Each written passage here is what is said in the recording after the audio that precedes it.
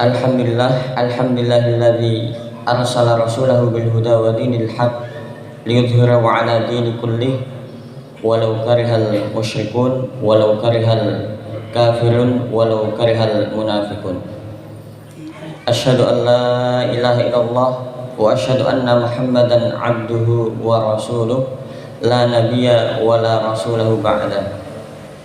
Allahumma shalli wa sallim wa barik ala Muhammad wa ala alihi wa ashabihi wa man tabi'ahum bi ihsanin ila yaumil qiyamah. Jadi saya itu sebenarnya senang karena bisa berbagi. Walaupun saya khawatir takutnya ketika saya di sini agak menggarami air laut, dan saya minta maaf di awal.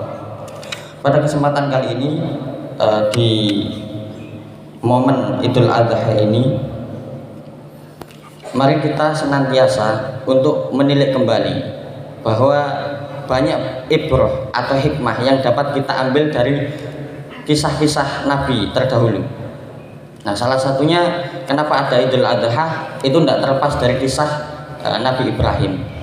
Kalau kita tilik sejarahnya, maka kita akan mendapati bahwa Nabi Ibrahim secara khusus keluarganya, semuanya itu ujiannya sangat berat, sehingga namanya itu benar-benar diabadikan di dalam Al-Quran.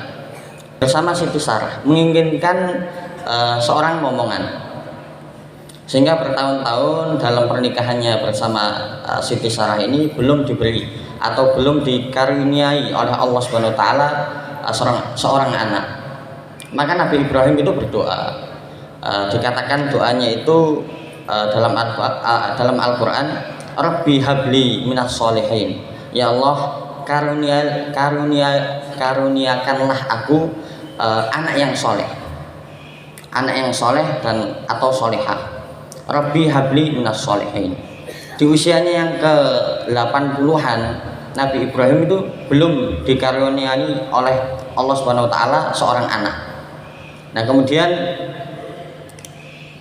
karena Siti Sarah ini sebagai seorang wanita juga memikirkan Nabi Ibrahim karena menginginkan seorang anak, maka mereka berdua ini punya budak namanya Siti Hajar. Maka Siti Sarah ini ikhlas untuk dimadu. Akhirnya Nabi Ibrahim itu menikah dengan Siti Hajar. Tidak lama kemudian Siti Hajar ini melahirkan anaknya yang bernama Ismail. Itu di biwadin ghairi dzi zar'in. Itu kalau di surat As-Saffat diterangkan ketika Siti Hajar itu melahirkan Ismail, maka Nabi Ibrahim itu diminta untuk kembali ke istrinya yang pertama. Itu istrinya yang pertama di Yerusalem. Nah, Siti Hajar ini berada di Mekah. Nah, tentu Siti Hajar ini kan baru melahirkan, tapi sudah ditinggal sama Nabi Ibrahim. Nah, tentu ini sangat berat. Ini kalau kita lihat ceritanya Nabi Ibrahim dan Siti Hajar itu sungguh luar biasa. Kesabaran, ketabahan, keikhlasannya, ketawakalannya kepada Allah Subhanahu wa taala itu sangat tinggi. Ditinggal sama Nabi Ibrahim, ditinggal untuk menemui istri pertamanya, diperintahkan oleh Allah Subhanahu wa taala. Maka Siti Hajar ini bertanya-tanya, "Wahai Ibrahim, kenapa kamu meninggalkan saya di sini sendirian bersama Ismail? Bukankah ini saja baru melahirkan?" Lalu Nabi Ibrahim tetap berjalan aja meninggalkan Siti Hajar. Kemudian Siti Hajar bertanya, apakah ini perintah Allah Subhanahu wa taala? Maka Nabi Ibrahim menjawab, iya, ini diperintahkan oleh Allah Subhanahu wa taala. Maka pada saat itu pun Siti Hajar ini ikhlas, rela dan sabar untuk menjalani ujian itu semuanya. Diterangkan bahwa Nabi Ibrahim itu berdoa, Rabbana inni askantu wa min dzurriyyati biwadin ghairi dzi zar'in inda baitikal muharram Jadi Nabi Ibrahim itu berdoa, ya Allah, ini sebagian keluargaku aku tinggalkan di tempat yang gurun, gersang, tidak ada air, tidak ada tumbuhan, tidak ada apa-apa sama sekali, yang dekat dengan rumahmu, yaitu Baitullah. Nah itu doanya Nabi Ibrahim. Kemudian Siti Hajar ini menjalani kehidupannya, dan itu pun tidak terlepas dari ujian, cobaan yang bertubi-tubi. Ketika Nabi Ismail itu menangis dan di tanah yang gersang, tidak ada air, tidak ada tumbuhan, tidak ada tanaman, itu kita bayangkan semuanya betapa sulitnya. Maka istri Hajar pun langsung berlari-lari atau menaiki dari bukit Sofa ke Marwah, yang itu sekarang dinamakan atau termasuk menjadi bagian dari manasik haji, yaitu sa'i sebanyak 7 kali. Nah, saudara-saudara kita yang ada di Baitullah sekarang sedang melaksanakan manasik haji. Dan itu Bapak Ibu sekalian yang dirahmati oleh Allah Subhanahu wa taala, betapa Siti Hajar itu sebagai seorang perempuan single parent yang mendidik anaknya, merawat anaknya mulai dari buayannya sampai di umur yang 7 tahun. Maka ketika sampai Ismail itu di umur 7 tahun, Nabi Ibrahim itu pun datang dengan riang gembira karena menyambut anaknya yang tidak pernah ditimang-timang saat bayinya. Kemudian selang beberapa waktu tidak lama turunlah perintah Allah Subhanahu wa taala, yaitu untuk menyembelih Nabi Ismail. Nah itu Bapak Ibu sekalian, dibayangkan kita semuanya atau panjenengan semuanya itu memiliki anak, yang anak ini kita nantikan selama bertahun-tahun. Kemudian saat lahir kita itu merantau, tidak ikut merawat anaknya. Kemudian saat 7 tahun kita datang ke anaknya, tapi diperintahkan untuk menyembelih anaknya. Itu sangat sangat luar biasa cobaannya Nabi Ibrahim alaihi salam. Sehingga cobaan mereka berdua itu, Nabi Ibrahim dan Siti Hajar, itu sangat luar biasa. Wahai anakku, saya ini bermimpi diperintahkan oleh Allah untuk menyembelihmu. Maka Nabi Ismail itu di umur yang 7 tahun, Bapak sekalian, 7 tahun, menjawab jawabannya itu sangat luar biasa. Dan ini membuktikan bahwa umur 7 tahun itu sebenarnya sudah menjadi anak yang memang bisa untuk ditanamkan karakter tanggung jawab. Maka dijawab oleh Ismail, ya abadi if'al ma tu'mar satajiduni insyaallah minas sabirin. Jadi wahai bapakku, kepada Nabi Ibrahim, wahai bapakku, if'al ma tu'mar, lakukan apa yang diperintahkan oleh Allah Subhanahu wa taala. Satajiduni insyaallah minas sabirin, maka kamu akan mendapatiku dalam keadaan sabar. Begitu jawaban Nabi Ismail. Nah itu kalau kita bayangkan di zaman sekarang, anak-anak yang memang agak dalam tanda kutip dablek sama orang tuanya, itu mesti ya, nah saya ini tadi mimpi disuruh nyembelih kamu. Mesti anak-anak sekarang, bocil-bocil sekarang mungkin akan bilang gak bahaya, mesti akan seperti itu. Nah sehingga itu perbedaan anak-anak zaman dulu dengan anak-anak sekarang. Sehingga hal-hal seperti ini, kisah-kisah Nabi ini patut untuk kita teladani, termasuk secara umum keluarganya, baik bapaknya, ibunya, ataupun anaknya, karena itu semuanya akan menjadi satu kesatuan, saling berhubungan.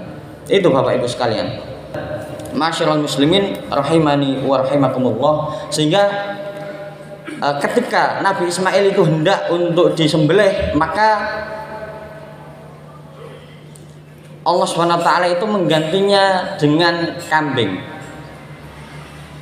dengan kurban, hewan sembelihan. Sehingga inti dari cerita Nabi Ibrahim ini, kita seluruhnya, seluruh umat Islam kita saat ini itu Ibrahim. Kita semuanya adalah Ibrahim. Dan setiap dari kita memiliki Ismail.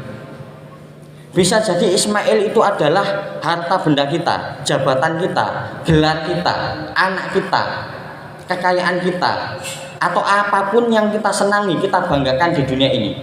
Itu Ismail kita semuanya. Nah, Allah Subhanahu wa taala itu sesungguhnya tidak menyuruh Nabi Ibrahim untuk membunuh Nabi Ismail, tapi menyuruh Ibrahim untuk membunuh rasa kepemilikan terhadap Ismail. Karena pada dasarnya setiap apa yang kita miliki di dunia ini adalah milik Allah Subhanahu wa taala dan hanya akan kembali kepada Allah Subhanahu wa taala. Dan yang saya suka ayat di surat Al-Baqarah. Jadi manusia itu memang mesti akan diuji. Walanabluwannakum bisyai'in minal khaufi wal ju' wa naqsin minal amwali wal anfusi wath thamarat wa basyirus sabirin. Jadi manusia itu semuanya mesti akan diuji. Nah, akhir dari ayat ini itu apa? Wa basyirus sabirin. Kabarkanlah kabar gembira pada orang-orang yang senantiasa sabar. Ya sapa wong sing senantiasa sabar iki sapa? Sing piye? Nah, maka dijelaskan alladzina idza asabathum musibah qalu inna lillahi wa inna ilaihi raji'un. Yang kalau dia itu ditimpa musibah, yang kalau dia itu dicoba, diuji oleh Allah Subhanahu wa taala dengan cobaan, dengan musibah, qalu, mereka akan seraya berkata, bukan hanya berkata, tapi merenungi, memahami dan berusaha meresapi kalimat inna lillahi wa inna ilaihi raji'un. Sesungguhnya kami milik Allah dan hanya akan kembali kepada Allah Subhanahu wa taala. Sehingga di poin kedua, nilai filantropis niku kebermanfaatan kita kepada masyarakat luas. Nilai filantropis dari kurban itu sesungguhnya ada di aspek sosial, memiliki aspek sosial, yaitu ketika kita berkorban itu kita sama dengan mensejahterakan tetangga-tetangga kita yang mungkin tidak pernah makan daging. Kita benar-benar urun untuk tetangga kita, untuk kemaslahatan bersama dengan daging-daging yang kita niatkan untuk kurban. Nah, tentu itu akan menjadi amalan bagi orang-orang yang berkorban, sekelilingnya, keluarganya, dan lebih luas daripada itu. Parenting ala Nabi Ibrahim itu ada 3 poin. Ada 3 poin. Ini kalau cerita mawon.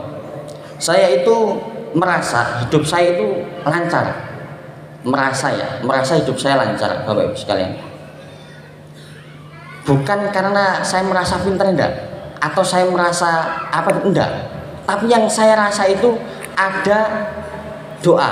Nah, doanya siapa? Doanya kedua orang tua saya, khususnya bapak saya. Itu yang saya rasakan. Saya itu, Bapak Ibu sekalian, saya itu merasa hidup saya lancar. Mau saya di pondok Sendang Agung ataupun di Jawa Tengah, mungkin cobaan, masalah itu selalu ada, tapi saya merasa lancar sekali.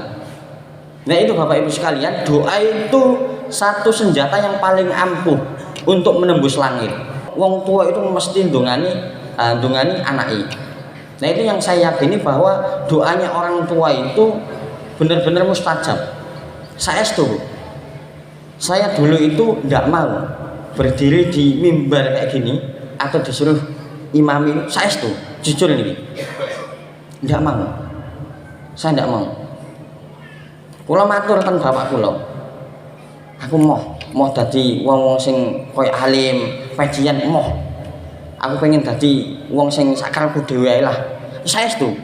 Niku, aku mau dadi sing imam, sing khatib moh. Aku pengen dadi saenakku dhewe. Tapi ngene niku, mungkin bapak kula niku ndongani terus. Ya Allah. Tapi yang menarik dari pendidikannya bapak saya itu tidak pernah dari saya kecil itu tidak pernah, Wan, kamu harus peringkat 1, peringkat 2, peringkat 3. kowe kudu dadi wong sing sugih, dadi wong sing ngalim, dadi wong sing apa, ndak pernah, sama sekali ndak pernah. Sekarangmu wis sing penting kowe iso tanggung jawab, sing iso wis iso tanggung jawab wis dadi jalani. Nah aku mau karek ndongakno ngono ae, gitu aja Bu. Itu yang menjadikan kelancaran anak ini niku doa. Nah termasuk Nabi Ibrahim, doa niku dipanjatkan mulai dari awal Bu. Mulai dari awal kita sebelum punya anak sampai punya anak dan seterusnya. Nabi Ibrahim ketika belum diberikan oleh Allah anak, seorang anak, dia selalu berdoa, Rabbi habli minas sholihin. Ya Allah karuniakanlah aku anak yang soleh. Rabbi habli minas sholihin. Nah itu Bapak Ibu sekalian. Yang pertama itu doa. Yang kedua adalah cara pendidikan bersama anak itu dialog. Dialog Bapak Ibu sekalian. Ditanglati, ditanyai. Kamu hari ini di sekolah ngapain? Pelajarannya apa? Itu akan membangun antusias anak. Karena saya itu Bapak Ibu sekalian, kula niku nate rawuh ten acara khitanan di Jawa Tengah itu. Nah, kula bab-bab yang dibahas niku ngoten niku. Sakniki kathah banget. Lare-lare tiyang alit niku. Ini aja, saya kasih kasus, saya di Sukoharjo, Jawa Tengah. Dan di Sukoharjo itu di bulan Januari ada anak SMP perempuan mati mengenaskan. Karena apa? Karena ngapunten Bapak Ibu sekalian, mohon maaf, karena melacur lewat online. Nah ini kuatah banget generasi saat ini. Kenapa? Karena mungkin relasi bersama orang tuanya kurang. Tidak hanya itu Bapak Ibu sekalian, saya agak lupa entah di mana, Palembang atau mana. Jenengan tinggal mawon tan berita, tan internet, kuatah banget. Ada anak usia 17 tahun, 15 tahun. Nyulik anak. Itu terus dibentur-benturkan kepalanya, diambil organnya, dijual. 17 tahun, 15 tahun, 2 anak. 17 tahun dan 15 tahun. Saestu jenengan tinggal di internet kata itu dijual organnya. Motifnya apa? Ya enggak tahu. Karena ada anak juga ini di berita banyak. Jenengan tinggali mawon. Ada anak minta uang untuk membayar, kalau game itu saya kalau top up. Biasanya ada anak itu main game, main Mobile Legends. Nah ini tuh sakit top up. Nah itu top minta uang ke orang tuanya tidak dikasih, rumah orang tuanya dibakar. Ya terus piye? Ya kan hal-hal ini menjadi problem yang paling besar untuk saat ini. Saya setuju Bapak Ibu sekalian. Ini itu sangat berpengaruh. Sehingga ngapunten, kenapa kok saya ngerekam di sana? Karena memang yang paling berpengaruh saat ini tuh ini setan kotak ini. Kita ini misalnya membuat simulasi, anak habis sekolah misalnya, anak habis sekolah pulang gitu. Sekolah diajari, nak kowe sing jujur, nak kowe iku sing berperilaku baik, diajari akhlakul karimah, jujur, amanah dan lain sebagainya gitu. Pas pulang lihat ini gitu. Itu sudah berubah lagi Bapak Ibu sekalian. Yang paling mempengaruhi itu ini sekarang. Secara psikologis, anak itu lebih banyak dipengaruhi oleh HP daripada oleh dawuhe para pendidik, dawuhe guru, dawuhe yai. Ini yang paling berpengaruh ini. Kuatah berita-berita yang ya Allah, kalau kita pikir-pikir itu kok iso ya? Anak bisa gitu Pak. Nah saya kuatah Pak. Saya itu beberapa kali punya teman yang masih kuliah di Jawa Tengah. Dia ngoten niku cerita bahwa di perkuliahan, ngapunten nggih Bapak Ibu sekalian, saya tidak sebut merek. Di perkuliahan kampus yang berbasis Islam pun, kampus yang berbasis Islam yang dasarnya Islam, niku nggih kuatah. Perempuan-perempuan mahasiswa itu ngapunten melacur. Nah itu kenapa? Karena kebutuhan lifestyle, gaya hidup. Gaya hidup itu dari mana? Dipengaruhi dari ini. Ada orang upload pakai mobil apa gitu, pengen, tapi keadaannya belum mencukupi, akhirnya mencari jalan-jalan tikus. Nah sehingga saya jadi ingat banyak hal diajarkan bapak saya waktu saya kecil. Kue wan nek dadi wong iku aja besar pasak daripada tiang. Ndak usah besar pasak daripada tiang. Akeh karpe gitu. Lihat temennya yang punya mobil A, B, C pengen. Nah sehingga harus dipahami keinginanmu itu harus disamakan dengan kemampuan. Itu Bapak Ibu sekalian, dialog. Dan yang terakhir adalah anak itu kita biasakan untuk sedari dini berjuang, berusaha, gigih. Nah itu kita tanamkan. Kenapa? Karena ini di salah satu buku, saya itu membaca di salah satu buku ada cerita. Jadi seorang kiai itu ndawuhi santri ini, le kamu itu jadi orang itu harus kayak semangka, jangan kayak kelapa. Santri ini nanya, lah kok ngoten niku Mbah, kenapa? Apa alasannya? Dijelaskan oleh kiainya. Kalau kamu lihat semangka, semangka itu dari awal, dari dia itu ditanam, sudah di tanah. Kalau waktunya becek dia itu becek, kalau waktunya kotor ya kotor dan lain sebagainya. Tapi kalau kita beleh, wah seger.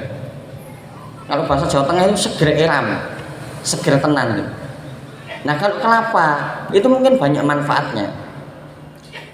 Kulitnya bisa dimanfaatkan, isinya dapat dimanfaatkan, terus apa ya, duduh ini apa ya? Air kelapa nih bisa dimanfaatkan, terus kelapanya juga dimanfaatkan. Tapi kan kalau kelapa kita buka itu ada airnya aja ya, ada airnya, kelihatan airnya aja. Tapi kalau mau kita manfaatkan kelapanya itu butuh diparut dulu. Nah itu ibaratnya anak itu kalau dari awal itu terbiasa nggak enak, terbiasa berjuang, terbiasa gigih, terbiasa berusaha gitu. Nanti insya Allah masa depannya itu akan bagus. Seperti semangka, ya tinggal dibeleh gitu aja, seger. Nah kalau kelapa itu kita beleh jadi dua, ada airnya aja. Kalau kita mau memanfaatkan kelapanya, kita harus marut dulu, harus kita didik dulu anaknya, kita didik lagi. Karena anaknya selalu ini di atas, kelapa itu kan di atas terus. Nah itu dawuhe salah seorang kiai pada santri-santrinya di salah satu buku yang saya baca. Inti dari khutbah ini adalah bahwa kita harus mampu menjadi Ibrahim. Kita harus mampu membunuh rasa kepemilikan kita terhadap apapun, bahkan terhadap anak. Ingat bahwa Ibrahim itu tidak diminta, tidak disuruh oleh Allah Subhanahu wa taala membunuh Ismail, membunuh Ismailnya, bukan. Tapi diminta untuk membunuh rasa kepemilikan terhadap Ismail. Karena bayangkan aja Bu, ini nunggu lama dikaruniai anak, terus disuruh berjauh-jauhan datang, disuruh nyembelih. Itu kan rasa kepemilikannya tentu akan melekat. Nah itu yang pengen dibunuh oleh Allah Subhanahu wa taala, rasa kepemilikan terhadap Ismail. Itu Bapak Ibu sekalian, kita akhiri khutbah ini dengan membaca doa bersama-sama. Innallaha wa malaikatahu yusholluna 'alan nabi ya ayyuhalladzina amanu shallu 'alaihi wa sallimu taslima. Allahumma ighfir lil muslimina wal muslimat wal mu'minina wal mu'minat al ahya'i minhum wal amwat innaka sami'un qaribun mujibud da'awat ya qadiyal hajat. Allahumma barik lana fi hadzal yaum bi barakatin minas sama'i wal ardh. Allahumma barik lana fi hadzal yaum bi barakatin minas sama'i wal ardh. Allahumma barik lana fi hadzal yaum bi barakatin minas sama'i wal ardh. Allahumma inna nas'aluka salamatan fid din wa afiyatan fil jasadi وزيادة في العلم وبركة في الرزق وتوبة قبل الموت ورحمة عند الموت ومغفرة بعد الموت. اللهم هون علينا في سكرات الموت والنجاة من النار. ربنا ظلمنا أنفسنا وإن لم تغفر لنا وترحمنا لنكونن من الخاسرين. ربنا هب لنا من أزواجنا وذريتنا قرة أعين واجعلنا للمتقين إماما. ربي هب لي من الصالحين، ربي هب لي من الصالحين، ربي هب لي من الصالحين. ربنا آتنا في الدنيا حسنة وفي الآخرة حسنة وقنا عذاب النار. عباد الله، إن الله يأمركم بالعدل والإحسان وإيتاء ذي القربى وينهى عن الفحشاء والمنكر والبغي يعظكم لعلكم تذكرون. فاذكروا الله العظيم يذكركم ولذكر الله أكبر.